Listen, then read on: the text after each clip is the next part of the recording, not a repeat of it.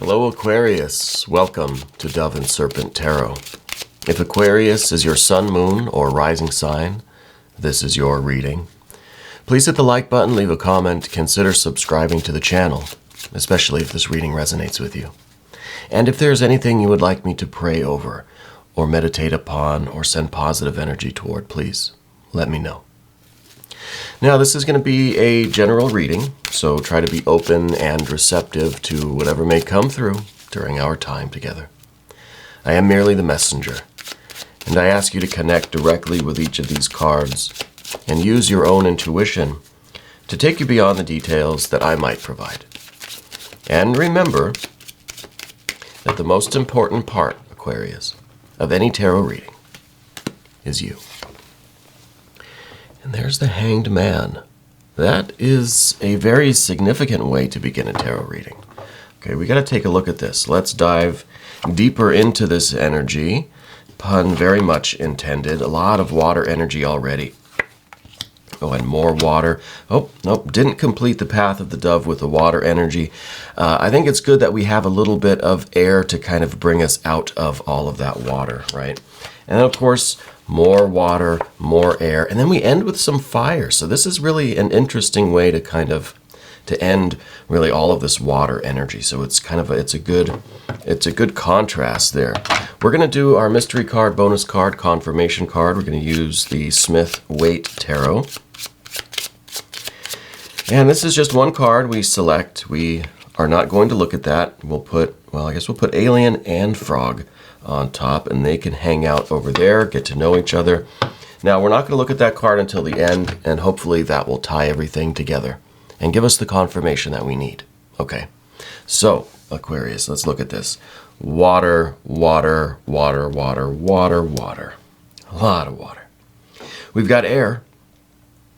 We've got air with this star card because this card represents Aquarius, and I don't know if you know this, but you're an air sign. So this card's very important for you. I think this is the way that we are interacting and interfacing with our environment because of the position that it's in. And then we've got some fire energy, so it's not really all that balanced. This is a very imbalanced kind of thing. It's kind of strange, to be honest with you. It's a little bit rare that we get so much water kind of in one place like this, okay? So I think that you are, well, right now, Hanged Man energy. Right now, I feel like you're in a very emotional kind of place, yeah? I think that you have been quite sensitive to things, sensitive to everything, to spiritual energies, psychic energies that might be coming in. I think you're very sensitive to the moods of other people right now, the people in your environment. I think you're very much on this path of enlightenment, but in the sense of an emotional kind of enlightenment. You know what I mean? You're trying to really process a lot of this emotional stuff that has been with you probably for a long time. Because of this Queen of Cups in the recent past, I almost feel like that is perhaps a connection to an ancestor, maybe to a parent or a grandparent. I feel there's a really deep emotional tie there. There's a big history there with that person, okay? It could be with the family line altogether, but I feel like maybe it is like a mother figure or a grandmother figure. Yeah. There's a lot that we're trying to process. I think there's a lot that we're trying to let go of. The Hanged Man here is really, it's kind of signifying that this is the time in your life where you're working these things out. That you've volunteered for this process, you know, of immersing yourself in these issues, in this past, this history, to really sort out how you feel. Now, it's very interesting that we have on the path of the dove these two opposing water energies, 7 of Cups and then a 6 of Cups down here. So this is the 6 of Cups within, but the 7 of Cups without, right? So it's telling me right now that your external environment isn't really matching what you aspire to, what drives you, the kind of love and connection that you want in your life. I feel like what you're actually getting, or what you're actually, the life that you're living right now is kind of not, it doesn't match. No, I'm not going to say it's opposite, but it's not quite the perfect picture that you've envisioned, that you strive for, right? You want these loving, peaceful, harmonious, reciprocating, respectful, appreciative connections with other people in your environment, but with the world itself, you know. The particular and the kind of general. I don't think it's quite manifesting that way, right? So I think that there are a lot of things that we're reevaluating. There's a lot of feelings that we are trying to deal with. We're trying to process, I think, this strong connection with this past figure. If this is mom, grandma, if this is just the family line itself, family history, some generational stuff. And because we have this Eight of Cups right in the middle here, this is, you know, good days and bad days. This is some days I think you're feeling a little bit more Six of Cups. Other days you're feeling a little bit more Seven of Cups. You know, because this is the fluctuation. It's an 8, right? So it's an even number. It's a state of things. It's the structure that we're in right now, right? It's the form that our life has taken. Some days we're not sure if the glass is half full. Some days we're not sure if it's half empty, right? So it's kind of this, almost an uncertainty really about how we feel, or how objective we're being with the state of our life. You know, are things really that bad? Are things really that good? So there's kind of this fluctuating mood, this feeling that sometimes it's like, yeah, things are going well. You know, then other times I think we start seeing a little bit more of that Seven of Cups, and we think, I don't like the way this looks. We need to change something. We need to do more of this internal work to process this, to start turning what is external, what is conscious, what is readily apparent, the Seven of Cups. This is all the toxicity or dysfunction or displeasure or dissatisfaction in your life right now. With this Hanged Man energy, we want to turn all of this 7 into a 6. This is beauty. This is pleasure. This is tranquility. This is calmness. This is peacefulness. This is a life that feels really good. Yeah. But there's some connection with that maternal figure, maternal energy that I'm feeling that I think really needs to be explored. And I don't know if that's a relationship that can still be engaged with, or if that is just something internal that we have to kind of process, integrate, and let go of if need be, right? Now this is a lot of water energy here, but we do have the air that kind of brings us out of this. The air is the energy that obviously is going to make all this water bubble up. We're going to start getting things moving, because what we see here is a 6, a 7, a 7, and an 8, right? These are all even numbers. So these are relatively fixed states, right? It's not a volatile state. It's not something dynamic. This doesn't really indicate a process. It indicates the need for a process. It indicates that we're kind of uncertain whether we're in a 7 of Cups state, the form, or a 6 of Cups form. And with the 8 of Cups, we're perceiving both of these, right? And the Hanged Man, I think, is here to let us know that something needs to be changed. There has to be this internal work. We have to be willing to go through these issues, even if they are painful and difficult, in order to get some of this water moving. And that's why we see in the future the swords, a 7 of Swords. And this is an odd number. It's an active number. It's a process. This is the function. This is the air that's going to come in and stir up all of this water, because this water is just kind of stagnating. There's no movement here. You know, I wonder if we've been in this kind of feeling state for a while now. You know, it feels as if we need this, a fresh perspective, a fresh wind. We need some movement. Now, the Seven of Swords is usually an energy that is resisting movement or trying to resist movement. See, there's that central sword, the Ace of Swords, staying on track. And all of these other little swords are trying to push you aside and trying to get movement going, but you're staying steadfast, you're not moving. In this instance, I think we want to embrace the other side of that, right? We want to allow these other winds to shift things around. And what this motion is, what this activity is, I think really is going to come in the form of opening ourselves up to other relationships, other dynamics, other interfaces with the world, right? It could be that we're too stuck internal. We're too kind of wrapped up inside with this. The Seven of Swords might be saying, look, there are other people in your life, other activities. There is this whole other aspect of your external world that is trying to get in, but you're staying on this central sword, which is, I think, representing this central pillar on the path of the dove, which is all this kind of stagnating emotional, history and these issues here, which again, I think are connected with this person.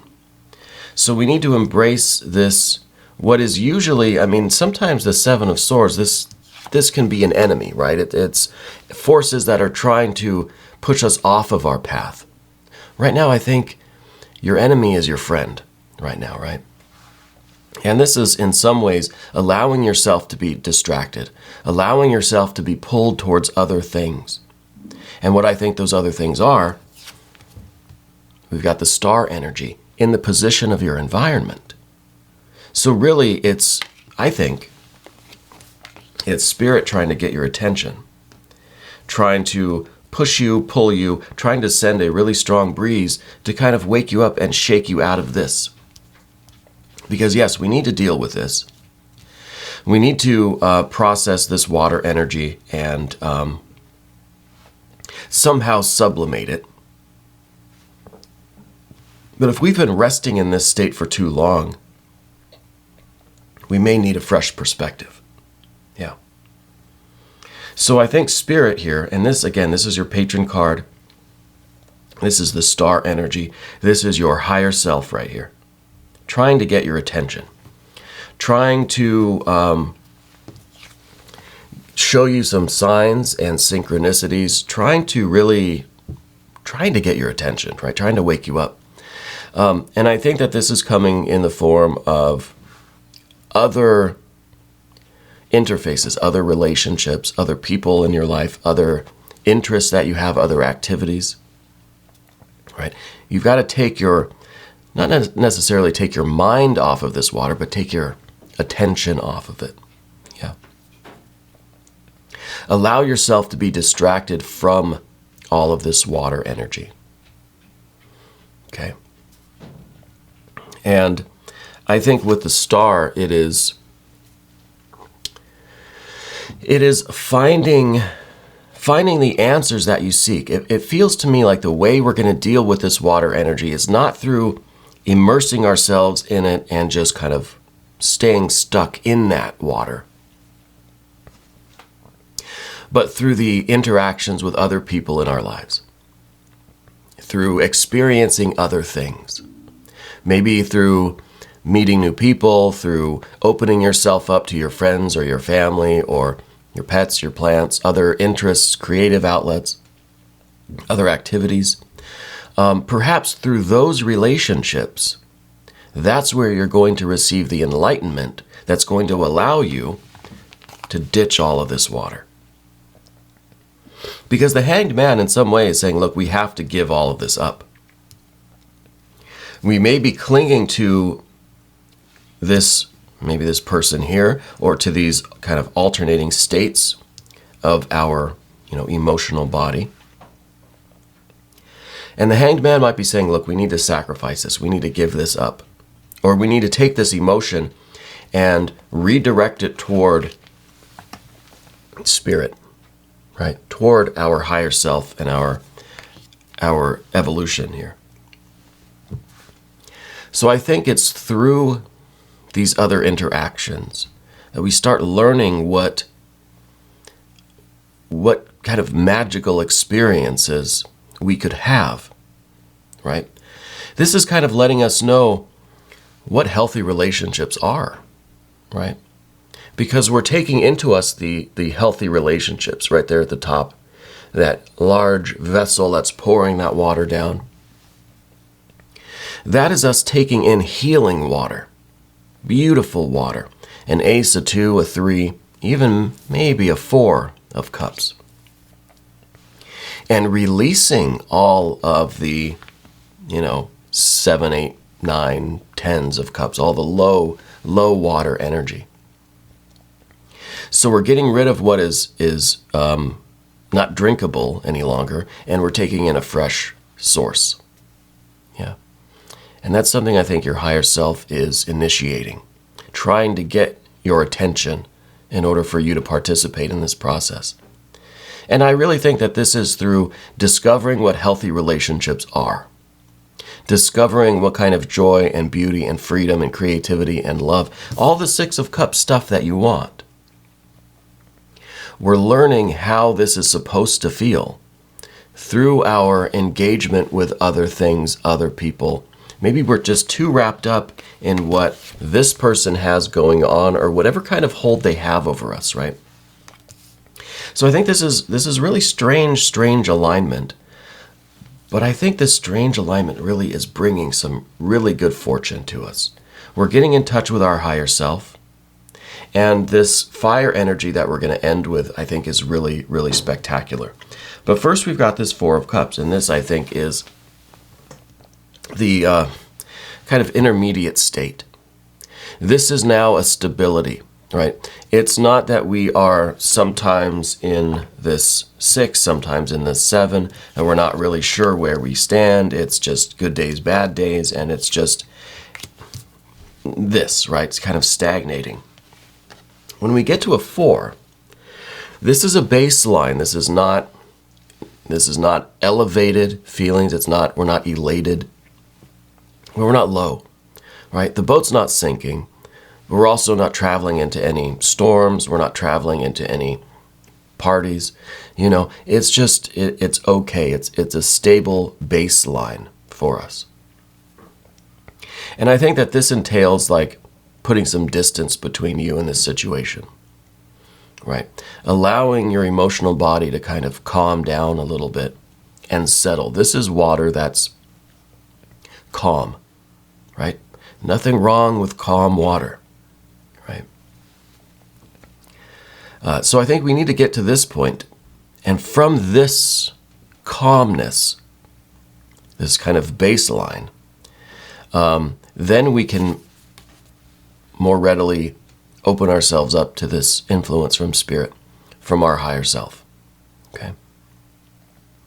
Because what your higher self is really trying to lead you toward is this amazing good fortune. And I think that it's this fire energy. It's very creative.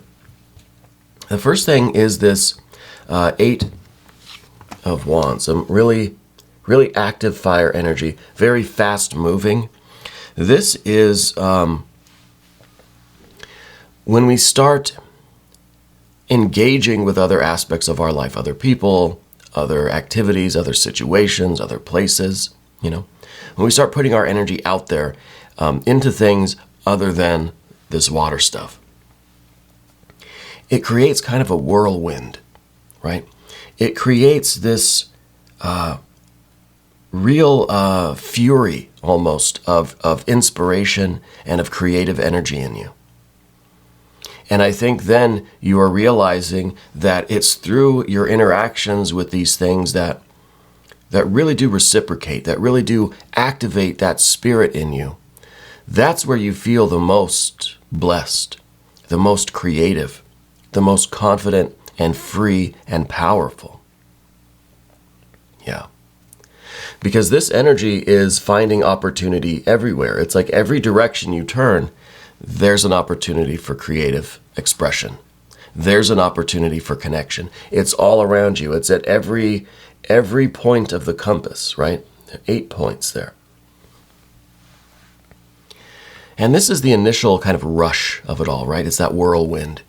It's just seeing opportunity everywhere you look. Everything that you do is it's so vibrant. It's so alive. You feel such an enthusiasm, such a connection for everything, right? It's just like a fury, which is really a huge contrast between this here, right? And this is what your higher self is trying to show you, that we don't need to stay here. We can disrupt our lives as they are a little bit. This is some disruption.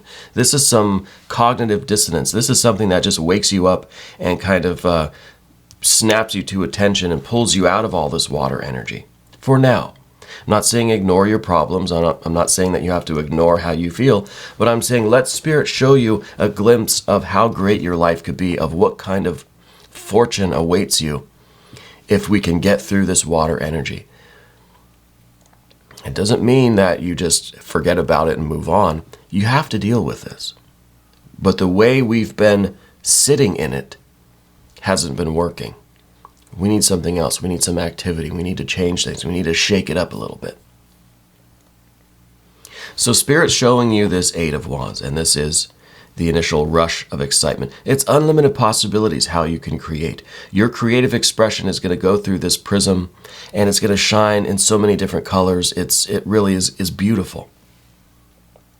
What we do from this stage is we narrow it down to a 4, right? From 8 to a 4, we refine our rapture, right? We start putting this creative energy, we start putting this enthusiasm, this power, our attention into a structured, organized, even if a temporary form or system or environment, right?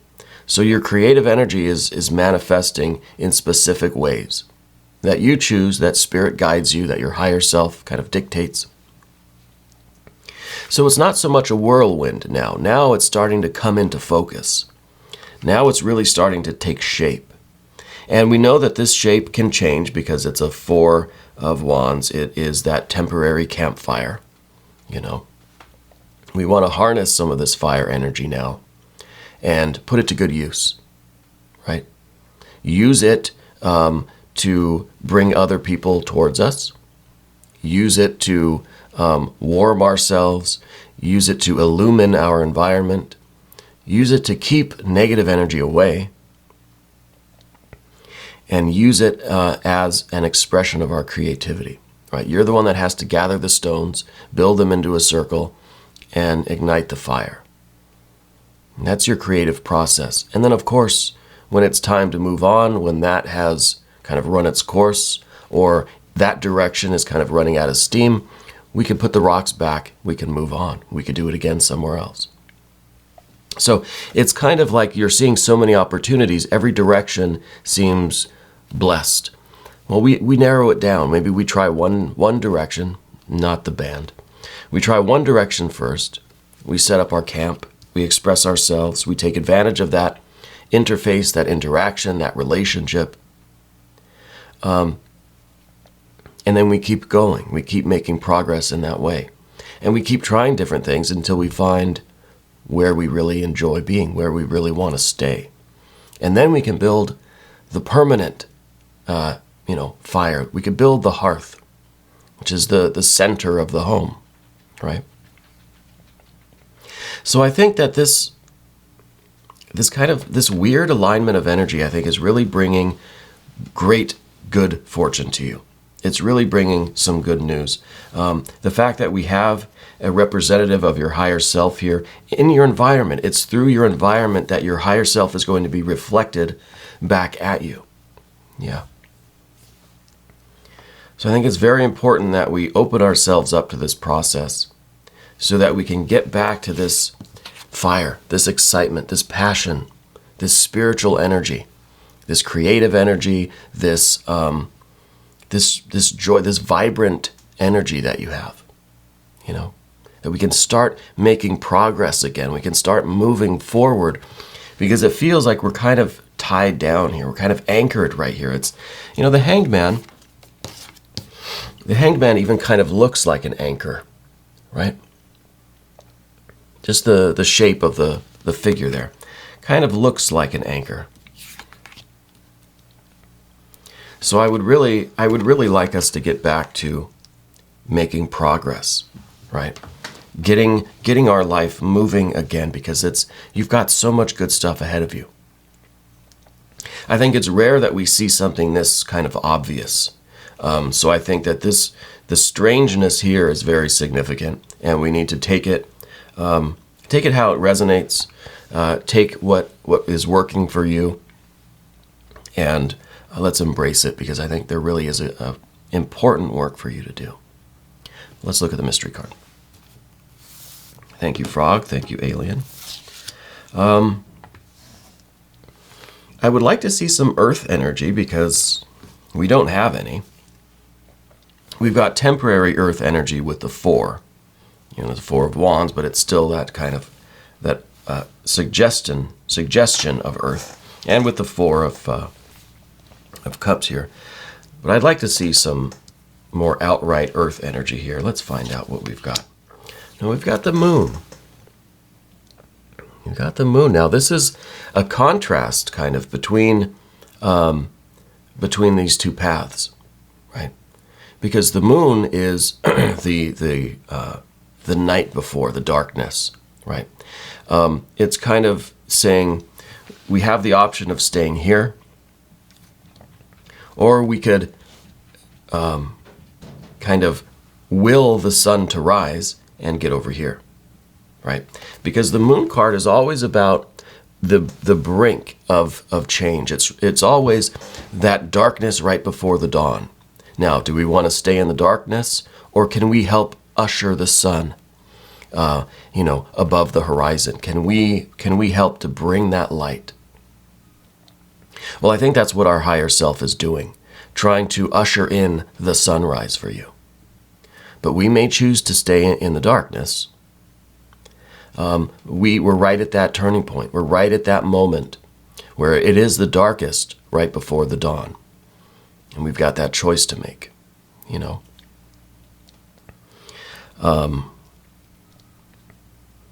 I think you're going to choose love. I think you're going to choose creativity. Now, I think that what's going on here is all of this creation here, all of this outward activity is really a way for you to realize this, because this card, the 6 of Cups, was down beneath everything. This was buried, right? But this is what we really strive for. This is our drive. We want love. We want connection. I think we're getting that over here, up this way, rather than keeping it over here where it's just being covered up by all of this stagnant, toxic water. We got to bring that over here. Our higher self is saying, yes, you can have this, but we've got to extend ourselves out into the world and see this beauty reflected back at us through our interactions with the world. Now, even this card itself is looking like a reflection, right? There's 3 cups on the bottom and 3 on top. It's saying that I'm recognizing my love and joy and beauty and pleasure and my abundant water energy. I'm seeing it reflected in the world around me. I'm seeing it reflected in my interaction with you. All right, 6 of Cups. I think this is what it's all about. But I think the Moon here is saying that, yes, we have this choice that we have to make. This moment is coming. We either choose to go with it, or we choose to kind of stay behind and stay in the darkness. Okay. Anyway, Aquarius, we're going to do an extended. If you want to stick around, just click up here. That'll give you access to all of the extended readings, not just for Aquarius, but for every sign. I want to thank you for being here. Thank you for taking this journey with me. And thank you for being the most important part of Dove and Serpent Tarot.